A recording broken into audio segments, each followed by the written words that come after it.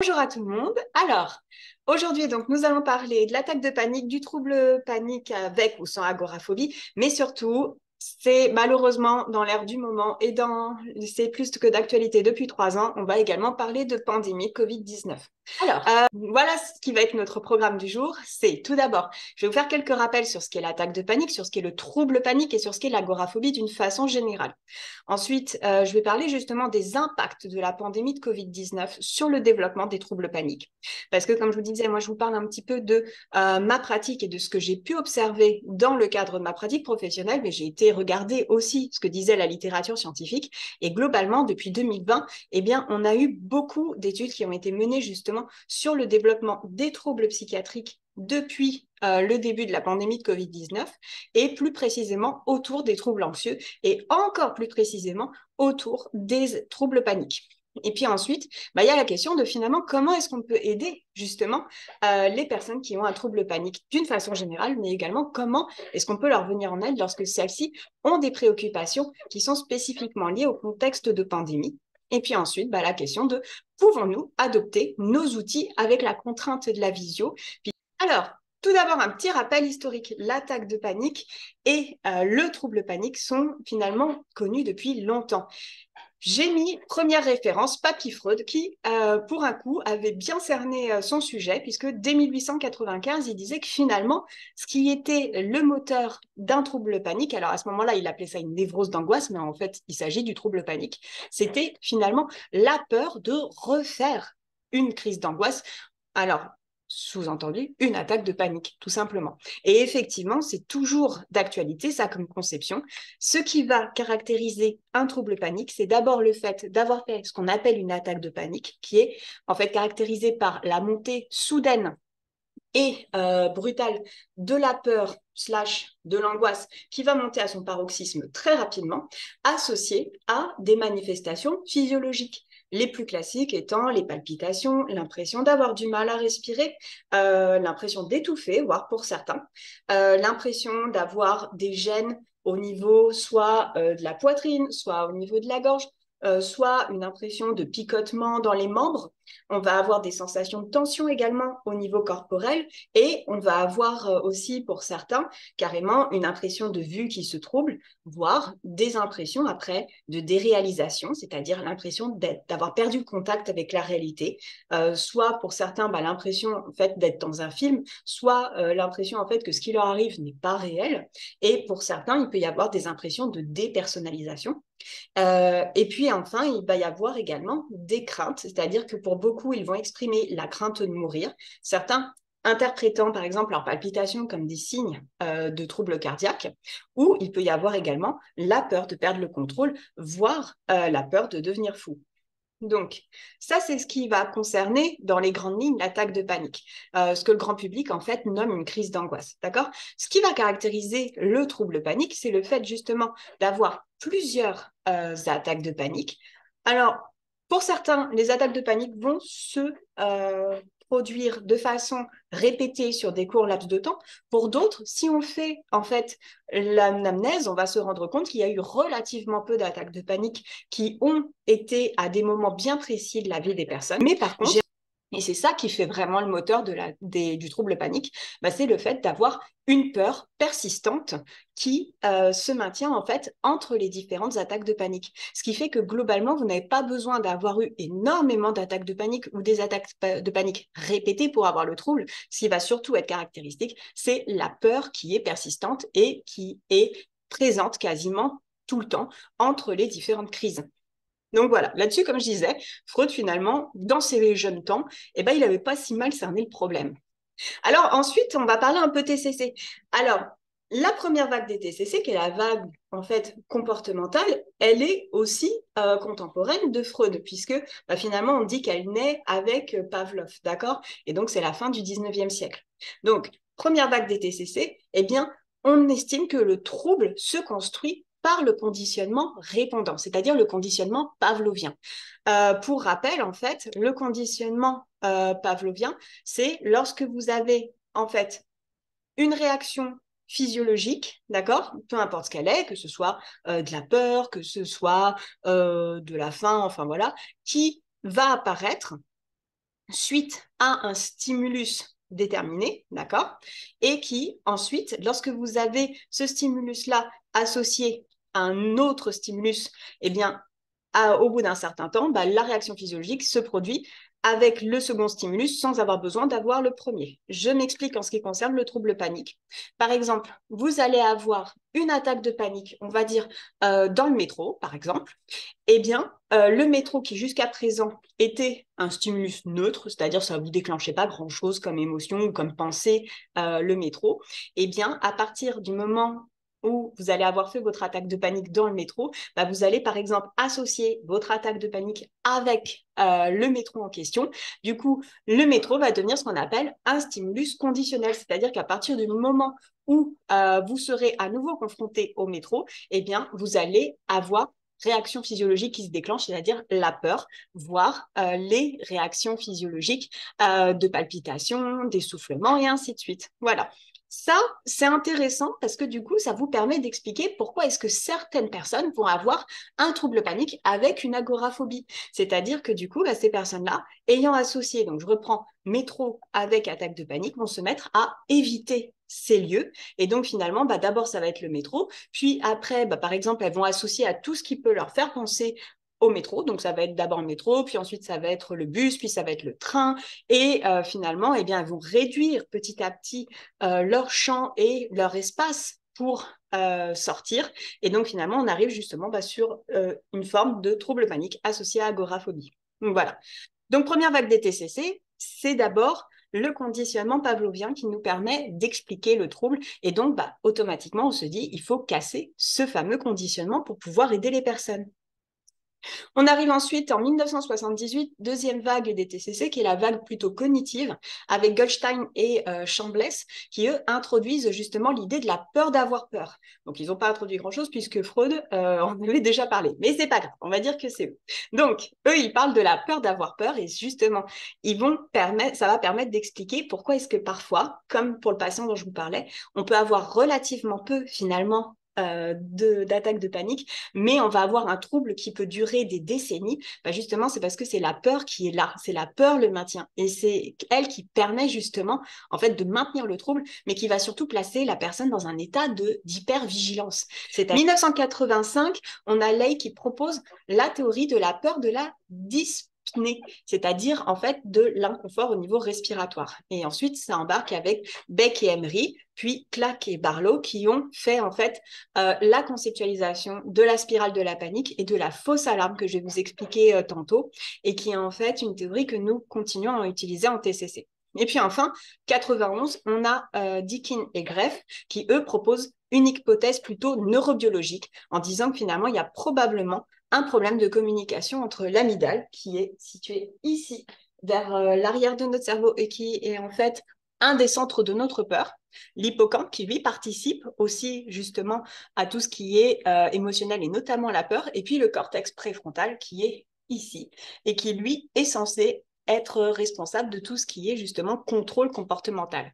Et donc, l'idée un petit peu de Deakin et Greff, c'est que finalement, on aurait au niveau du centre de la peur, qui est à l'arrière de notre tête, une sorte d'emballement qui ferait que, eh bien, le message de peur et d'alarme, de fausse alarme, je précise bien, parce qu'en soi, il n'y a rien de dangereux, se diffuserait à l'ensemble du cerveau, qui ensuite diffuserait le message au corps, et que globalement, en thérapie, ce qu'il faudrait faire, c'est davantage, en fait, miser sur le fait que le cortex préfrontal fasse son boulot pour dire, OK, on arrête de s'emballer, on revient sur davantage de réflexion et davantage de contrôle. Voilà. Alors, pour les hypothèses neurobiologiques, actuellement, voilà ce que ça donne. Donc, je vous ai mis deux coupes un petit peu du cerveau. Donc, la première, en fait, c'est l'idée que ce serait la substance grise périaducale, voilà, j'ai réussi à le prononcer, qui serait en fait l'élément central du système d'alarme et de suffocation. Et puis l'autre, ce serait le noyau parabiacal, qui serait en fait connecté au réseau de la peur, et notamment à la fameuse amygdale, et qui, lui, contrôlerait la fréquence respiratoire. Et donc, selon ces différentes hypothèses neurobiologiques, il y aurait l'idée que les personnes qui font régulièrement des attaques de panique ou qui ont un trouble panique seraient justement plus sensibles à ces niveaux-là, ce qui ferait que du coup, elles seraient plus facilement réactives à tout ce qui serait autour des difficultés respiratoires et donc plus facilement, elles auraient cette impression de suffocation et donc plus rapidement, il y aurait cette crainte justement de manquer d'air qui se développerait et qui renforcerait le trouble. Ça expliquerait aussi pourquoi est-ce qu'on trouve régulièrement en fait dans les familles, lorsqu'on a une personne qui fait des attaques de panique et qu'on remonte un petit peu, on trouverait des collatéraux et même des ascendants qui ont aussi des antécédents de troubles paniques. Tout cela restant encore, justement, pour le moment à l'état, je dirais, d'hypothèse. Et donc, c'est sûrement dans les années à venir qu'on aura des confirmations ou des infirmations concernant ces hypothèses-là. Mais bon, disons que ce sont pour le moment les plus récentes. Alors, en tout cas, ça, c'est une information que vous pouvez transmettre à vos patients, puisque en TCC, une des premières choses qu'on va faire concernant le trouble panique, c'est de donner en fait des informations sur comment fonctionne le corps.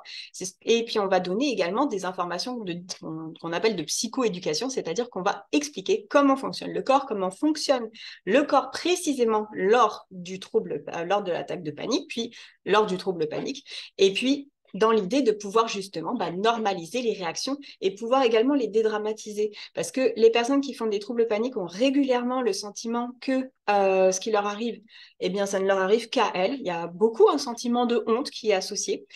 Beaucoup imaginent également que tout de suite, c'est dramatique et que c'est dangereux et qu'elles sont authentiquement en danger de mort. Le fait est qu'en fait, non. Je l'ai déjà dit auparavant, il y a 15% de la population qui fait ou fera au moins une fois une attaque de panique dans sa vie. Donc, il faut se dire ça, c'est que 15% de la population en fait au moins une dans sa vie. Et puis ensuite, eh bien, on a 2 à 3% de la population qui a un trouble panique, c'est-à-dire qui peut faire plusieurs attaques de panique et surtout qui a à vivre avec cette peur. Alors, revenons un petit peu à nos moutons. Donc, nous avons dans notre corps, nous avons notre système nerveux central et à l'intérieur duquel nous allons avoir en fait le système sympathique et le système parasympathique. Le système parasympathique, rapidement, en fait, il est là essentiellement pour tout ce qui est activité de détente et de lâchage de contrôle. Vous avez fait un bon repas, vous êtes un peu somnolent, c'est le système parasympathique qui est aux commandes. Le système sympathique, lui, par contre, il va s'activer lorsqu'on a besoin d'être actif et d'être en contrôle. Voilà. Donc, quand tout va bien, système sympathique, système parasympathique, ils avancent ensemble de concert et ils sont bons copains et tout va très bien. Imaginons que demain, vous croisez un ours. Vous croisez un ours et là, qu'est-ce qui va se passer? Signal de danger qui se lance dans votre tête, le système sympathique embarque. Bah oui, parce que lui, son job, justement, c'est de vous maintenir actif. Et donc, s'il y a une alerte de lancer, c'est lui qui se lance. Donc, le système sympathique se lance et il envoie tous les messages, du coup, tout le signal, en fait, au reste du cerveau et au corps pour dire, OK, les gars, il faut qu'on soit actif. Dans la nature, si vous croisez un ours, du coup, vous n'avez pas 150 options, hein. La première, c'est quoi? C'est de se battre. Ok, allez-y. Il va falloir du coup être confiant dans vos capacités. La deuxième, c'est quoi? C'est fuir. Ok, soyez confiant en vos capacités aussi. Et puis la troisième, bon, c'est faire le mort. On ne sait jamais, peut-être que l'ours va passer et pas faire attention à vous. Si vous choisissez l'une ou l'autre de ces possibilités, fuir ou attaquer, de quoi aurez-vous besoin? Vous aurez besoin d'avoir des muscles qui soient, voilà, qui soient en béton, j'allais dire. Pour que vos muscles y arrivent, il va falloir quoi? Il va falloir que du coup, eh bien, votre cœur batte plus vite. Pour battre plus vite, pourquoi? Parce que plus il va battre vite, plus il va envoyer du sang. Et avec le sang, il va envoyer l'oxygène qui est transporté par le sang pour nourrir vos muscles et pour que vous soyez justement en capacité soit de vous battre, soit de fuir. Pour pouvoir avoir suffisamment de sang envoyé à tout le monde, il faut qu'il batte plus vite, comme je vous disais. Pour avoir suffisamment d'oxygène, il faut que vous soyez en capacité de prendre cet oxygène. Pour favoriser le passage de l'oxygène, eh bien du coup, le cerveau envoie également des messages. Qu'est-ce qu'il va dire? Il va dire aux poumons et à la cage thoracique, il faut que vous vous déployiez pour qu'on puisse prendre plus d'oxygène. Il va dire là ici aux muscles qui sont dans votre cou, il faut se contracter pour que vous puissiez également avoir un meilleur passage pour l'oxygène encore. Tout ça pour pouvoir en fait nourrir vos muscles pour pouvoir passer à l'action. Si l'ours, il a passé son chemin, ou vous vous êtes battu et vous avez gagné, bravo, ou vous aviez des super jambes et vous avez grave couru et puis vous l'avez distancé. Et bien du coup, qu'est-ce qui se passe? Le danger est passé. Le cerveau envoie le message en disant c'est bon, on est tranquille, le système sympathique s'apaise. Le système parasympathique peut se lancer en disant super les gars, allez repos. Voilà. Donc ça, c'est ce qui se passe dans la nature. Dans la vraie vie, dans notre vie moderne en tout cas, déjà on croise relativement peu d'ours. Par contre, ce qui peut arriver, c'est que on est quand même un emballement, entre guillemets, de notre cerveau et puis qui va embarquer le système sympathique. Il va se passer exactement la même chose que ce que je vous ai décrit à l'instant avec mon histoire d'ours, ok? C'est-à-dire que danger externe, concret ou non, dès que l'alarme est lancée, tout le système sympathique se lance. Et du coup, il va se passer exactement les mêmes choses. Là, on est face à un problème. Le problème, c'est que comme il n'y avait pas de danger qui était visible, qui était concret et qui était ponctuel surtout, eh bien en fait, notre système sympathique, il continue, lui, à envoyer le message. Il continue à dire, OK, on continue à être d'attaque, les gars, on continue du coup à avoir le cœur qui bat vite, on continue à prendre notre oxygène pour pouvoir nourrir nos muscles et ainsi de suite.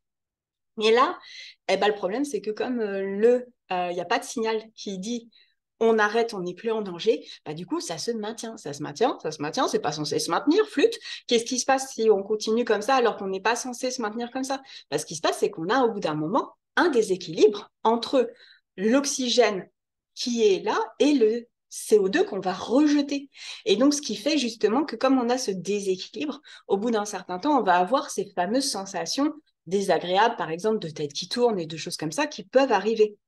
Par ailleurs, comme le cerveau ne voit pas justement de danger extérieur et qu'il n'y a pas de ce genre de danger vraiment de signal pour dire que ça s'arrête, du coup, qu'est-ce qu'il va faire? Il se dit, ok, je ne peux pas m'être trompé, il y a un danger quelque part. Bon, s'il n'est pas à l'extérieur, ça se trouve, il est à l'intérieur de moi.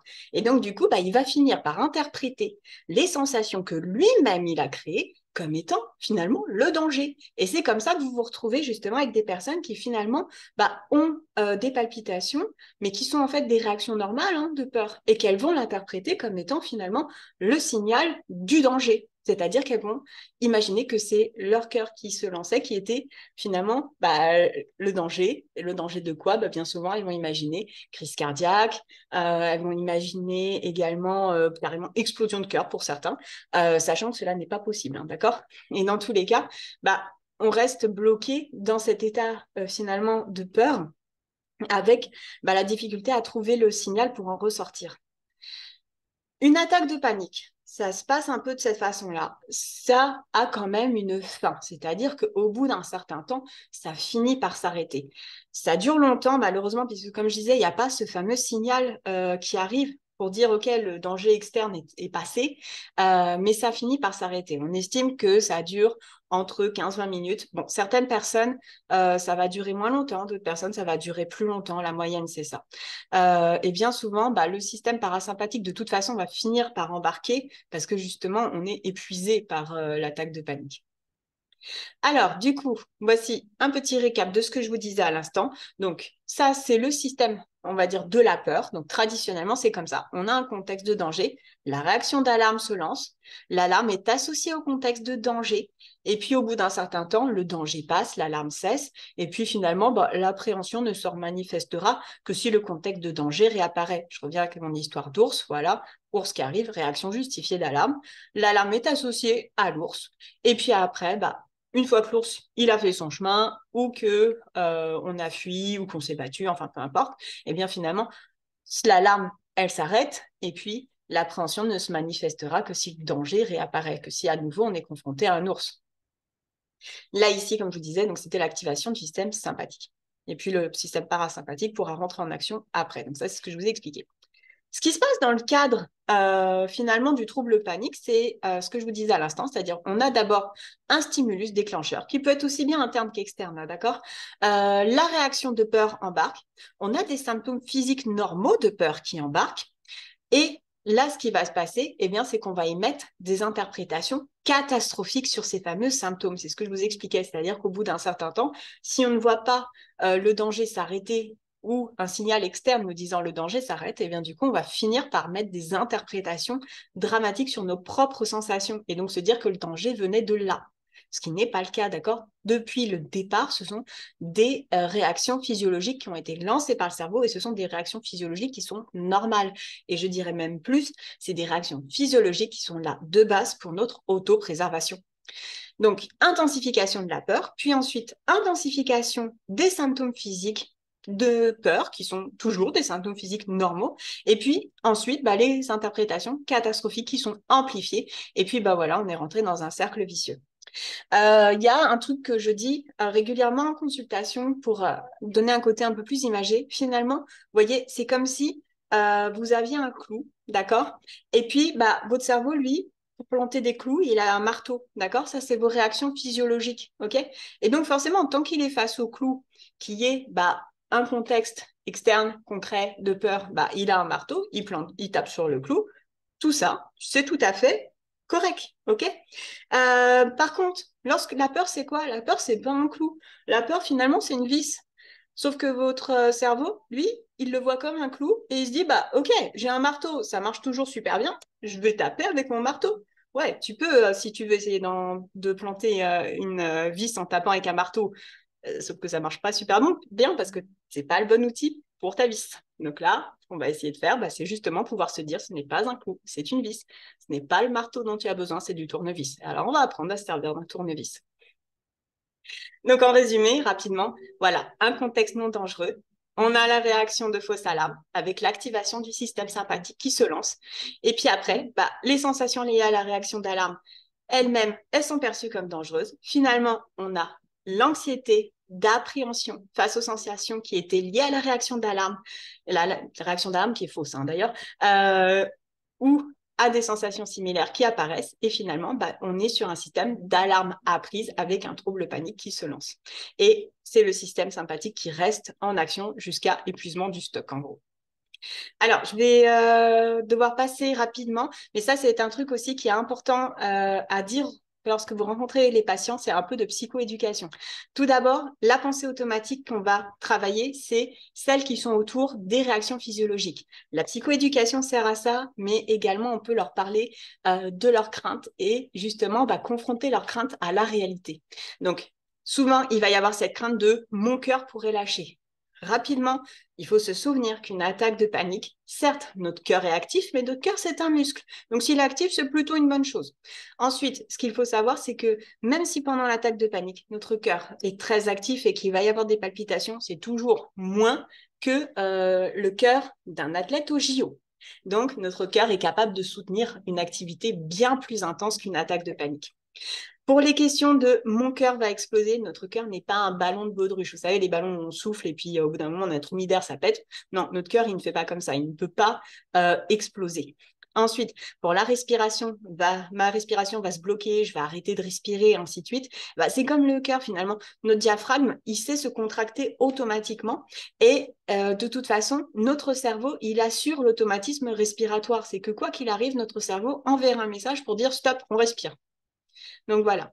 Idem pour les craintes autour de je pourrais manquer d'air, je pourrais m'étouffer, je pourrais m'évanouir, ainsi de suite. Dans la réalité, c'est le système sympathique qui est en route. Donc, le système sympathique, son rôle, justement, c'est de nous maintenir actifs. Donc, il y a, pour ainsi dire, aucune chance qu'on s'évanouisse. Puisque justement, c'est le principe du système sympathique, c'est de nous maintenir éveillés. Pour le je manque d'air, ça, on l'a beaucoup, notamment pour les gens qui font des attaques de panique dans le métro, dans les voitures, tout ça. La pression atmosphérique, elle reste forte et l'air s'infiltre partout. Donc, en soi, il n'y a pas de risque, justement, qu'on se retrouve à étouffer et à manquer d'air. Et puis pour la peur de perdre le contrôle, ça, c'est une fausse impression qui est liée justement à la fausse alarme et justement au déséquilibre entre oxygène, dioxygène.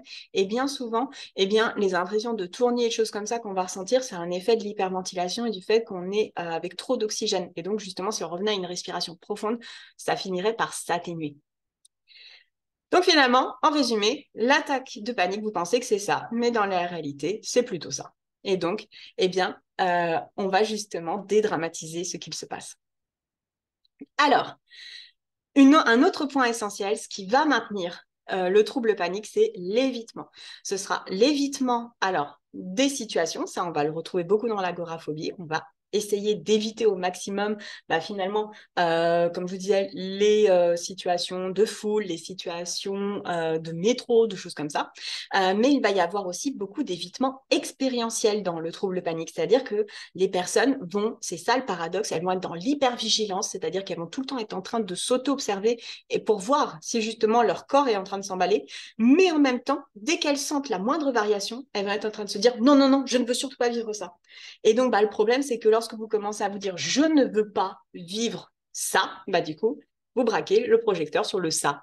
Il va y avoir aussi beaucoup d'évitement autour de la pensée, c'est-à-dire que beaucoup vont être en train de se dire je ne veux pas y penser. Le i étant l'attaque de panique potentielle, sauf que, encore une fois, c'est pareil. Lorsque vous dites je ne veux pas y penser, en fin de compte, c'est à l'heure, vous êtes déjà en train d'y penser. Et donc, c'est exactement comme ça, le jeu de le poulet, c'est-à-dire si je vous dis ne regardez pas le poulet, perdu. Voilà. Et donc, c'est exactement la même chose. Si vous êtes en train de vous dire je ne veux pas penser à telle chose, je ne veux pas penser à la panique, vous êtes en train d'y penser.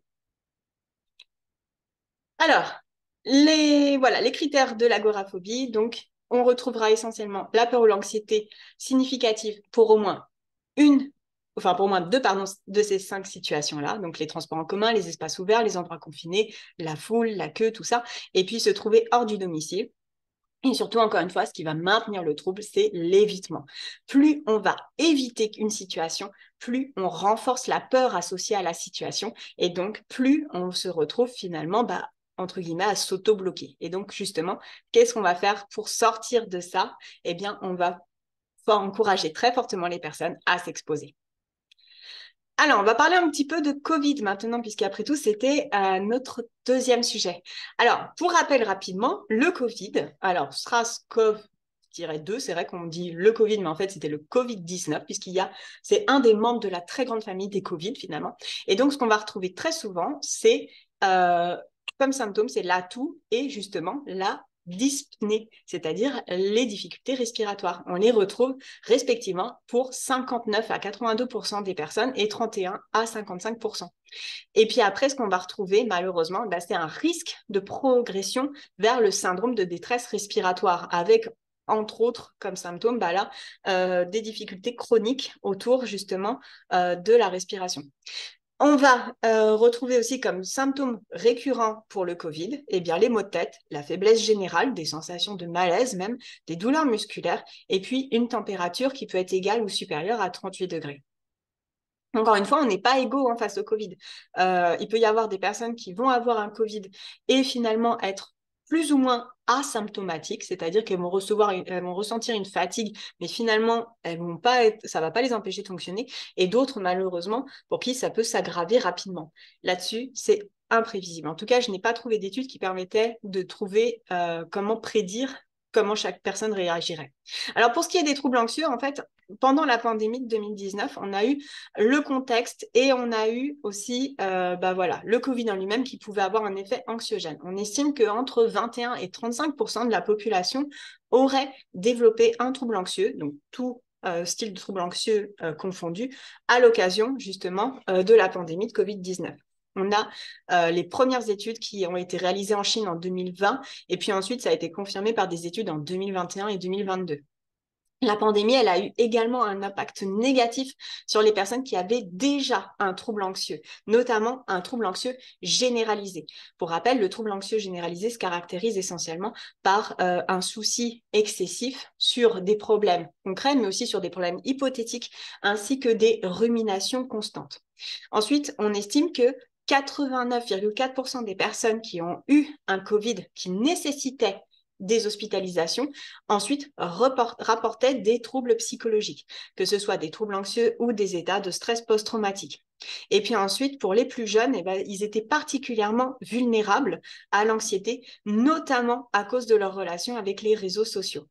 Moi, je peux vous dire effectivement que quand je travaillais, donc en 2020, je travaillais en psychiatrie adulte et les personnes qui vivaient le plus mal justement la situation de confinement et même la situation de pandémie générale, c'était finalement les personnes qui étaient beaucoup sur BFM TV et beaucoup à tirer en fait leurs informations de la part des réseaux sociaux qui, malheureusement, avec les effets des algorithmes, eh ben, si vous êtes anxieux et que vous cherchez du contenu, vous aurez davantage du contenu anxiogène qui vous sera proposé, ce qui va renforcer justement votre impression que le danger est partout.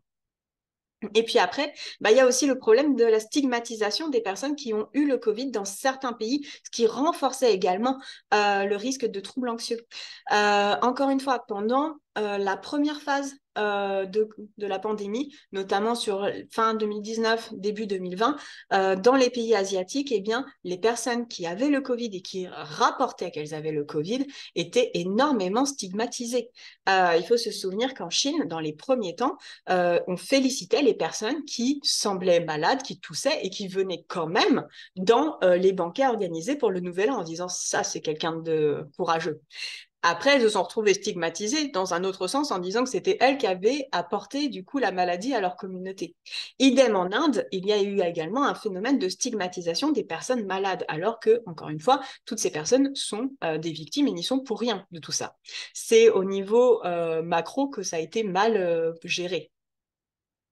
Et puis après, il y a aussi un événement important, c'est que les impacts psychologiques négatifs, notamment au niveau de l'anxiété, auraient été de moins en moins prégnants au fur et à mesure des vagues. C'est-à-dire que globalement, les gens qui ont développé des troubles anxieux les ont plutôt développés au moment de la première vague, c'est-à-dire sur fin 2019, début 2020, que pour les vagues suivantes.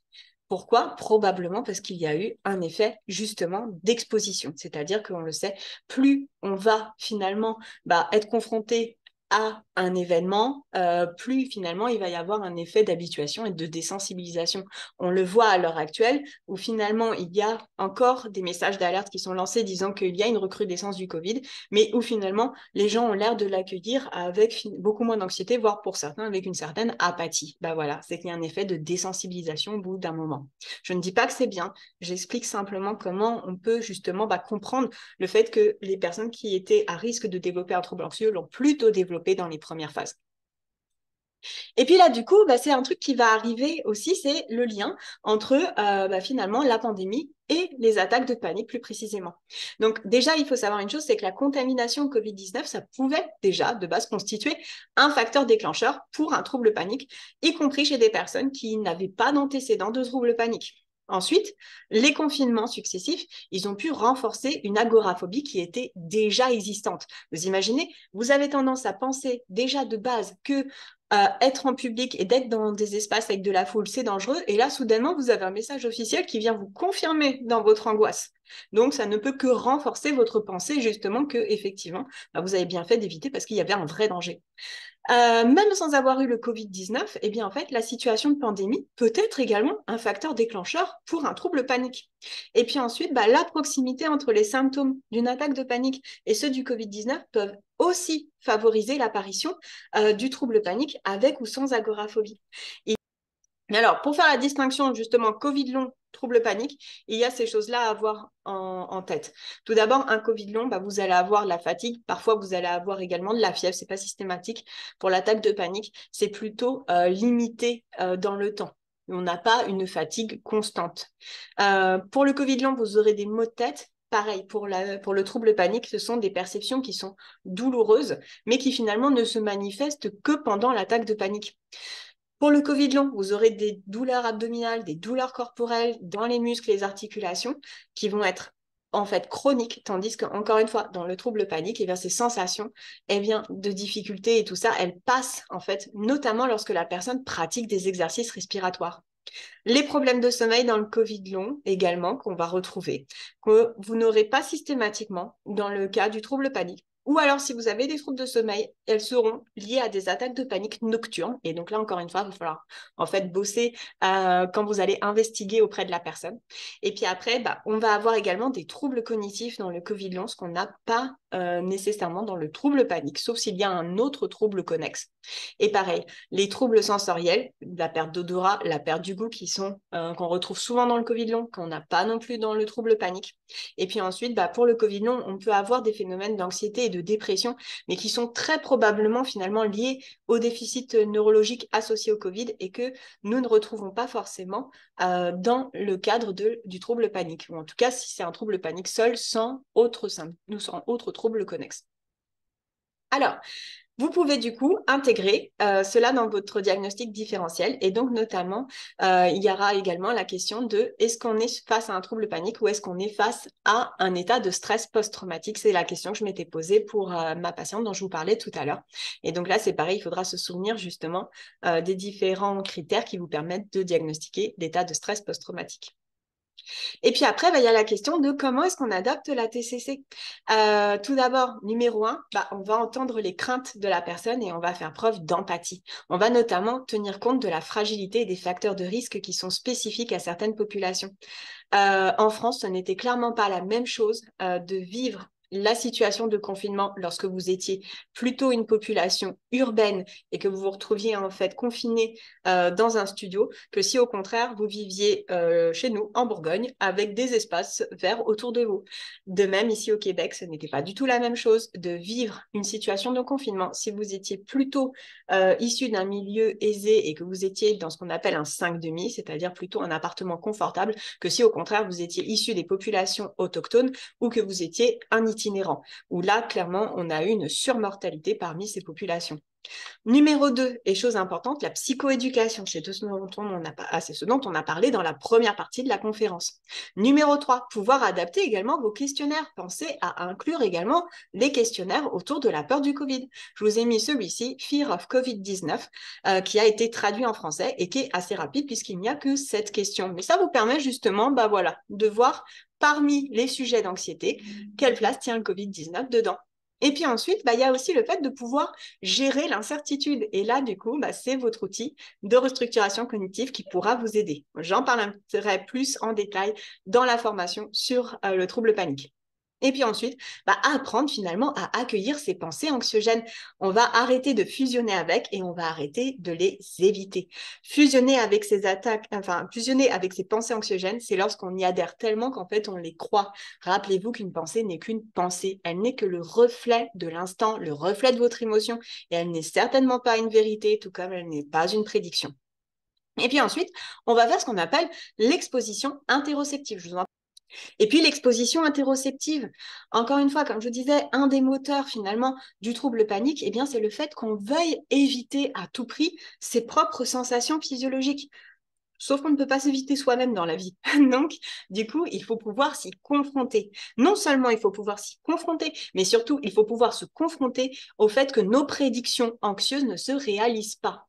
Donc, là, je vous ai mis un exemple. Donc là, pour une personne qui a justement dans ses évitements, elle veut éviter tout ce qui est palpitation, là, ensemble, moi je le fais aussi, on fait ce qu'on appelle des jumping jacks en séance. On saute en battant des bras. Voilà. Et donc, on va dire, OK, donc on va faire ça ensemble. Selon vous, quelle est l'intensité des sensations? À quel point vous pensez que vous allez avoir peur et quelle similitude vous pensez que ça va avoir avec ce que vous ressentez en attaque de panique? Et également, ensuite, on va faire l'exercice ensemble et tester pour voir si finalement sa prédiction de j'aurai forcément une attaque de panique si j'ai des palpitations se réalise ou non. Je peux vous dire que dans à peu près 95% des cas, ça n'arrive pas. Ce qui est très important quand vous faites des expositions interoceptives, c'est de les faire avec des personnes avec qui vous avez développé en amont une très bonne alliance thérapeutique parce que pour les personnes, c'est extrêmement anxiogène. Un autre point important, ne faites des expositions interoceptives que si vous êtes prête à les faire vous-même. Voilà, ça c'est un point d'honneur que je mets à chaque fois. Je ne proposerai jamais aux gens des exercices que je n'aurais pas fait moi-même.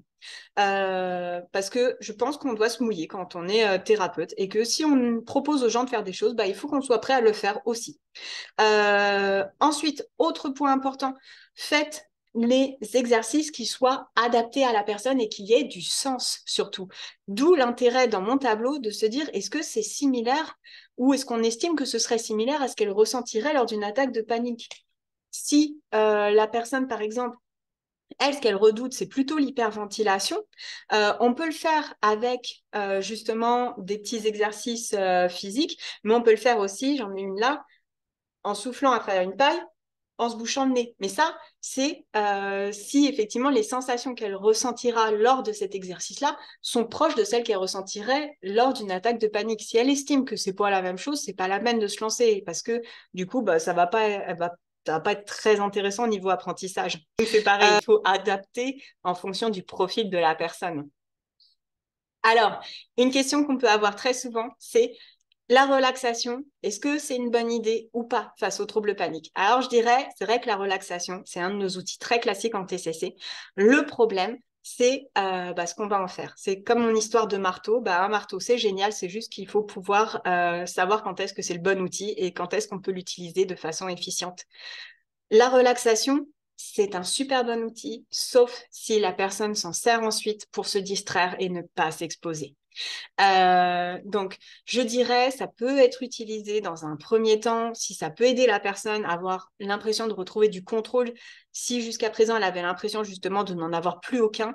Mais méfiez-vous, parce que si la personne s'en sert, comme je disais, pour ne pas vraiment se confronter à ses sensations, là, du coup, c'est perdu. On lui a juste donné un nouvel outil pour ne pas s'exposer. Et justement, pour pouvoir vaincre la panique, il faut s'exposer de façon régulière. Parce qu'il n'y a rien à redouter, c'est encore ça sur le point sur lequel j'insisterai.